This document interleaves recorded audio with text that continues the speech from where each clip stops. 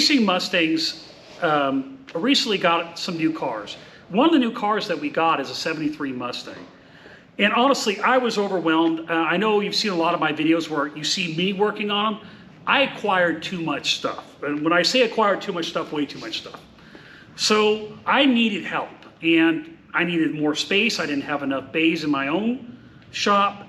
So a brand new shop down the street opened up, and the name of that shop is the Shop DIY Garage. And I ended up working with Dain to get this 73 Mustang going. And it was a good timing thing for me because there was too much list and too many problems for me to solve. So Dain stepped in and helped me get this 73 on the road. And when I say get on the road, it couldn't go on the road when I purchased it. Mm-hmm. So some of the stuff we've worked on is we had to fix the rear brake lights. Yeah. They didn't work at all. And when I say fixed, build something new. Yeah.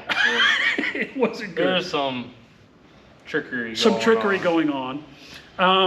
The environmental controls did not work in the car. The radio did not work in the car.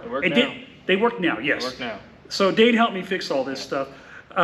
Also, the steering box was shot. Yeah. And so we had to replace the steering box. And then once we got the steering box, realized that wasn't the right steering box. Wasn't the right steering box. Yeah. And then after that, I finally got the correct one, replaced the rest of the steering components. So brand new steering components on the front. And front and lower control arms. Correct. Yep. And all that bushings, too. Everything up front is practically brand new now.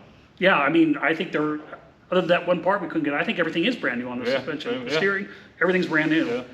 And we also upgraded to a Sniper EFI. Because this is a rental car for pictures and stuff like that, a carburetor concerns me because when it's cold out, they run different depending on the climate. And I came to Dain and said, what do we do? Do I retune this? What do we do? And we decided to go with a Sniper EFI. At first, you were when I first met you didn't want to do that. Not at first, no. Now, there's a couple more boxes of Sniper EFIs that are going to go on a couple more vehicles. Yeah, exactly. So, yeah, we're going to convert every one of my cars. We have 4 that have carburetor in the fleet. We've already converted this one into the other one, and we're going to convert 2 more, a 65 Mustang and a 70 Mustang as well.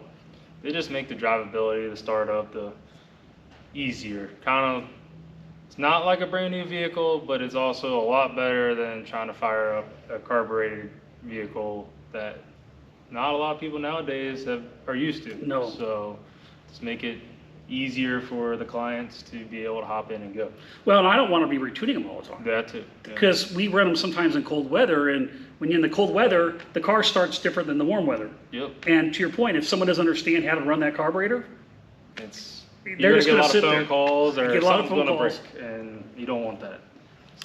So the good news is we've gotten the car complete. There's a few little touch-up things left to do, and it's mostly because we can't get parts. Correct. Yeah. But otherwise, we can take it out for photos now and all that, and that was all because of the Shop DIY Garage helping me out and do that. So check them out at 817-948-3458, or check out their website, theshopdiygarage.com. Thank you.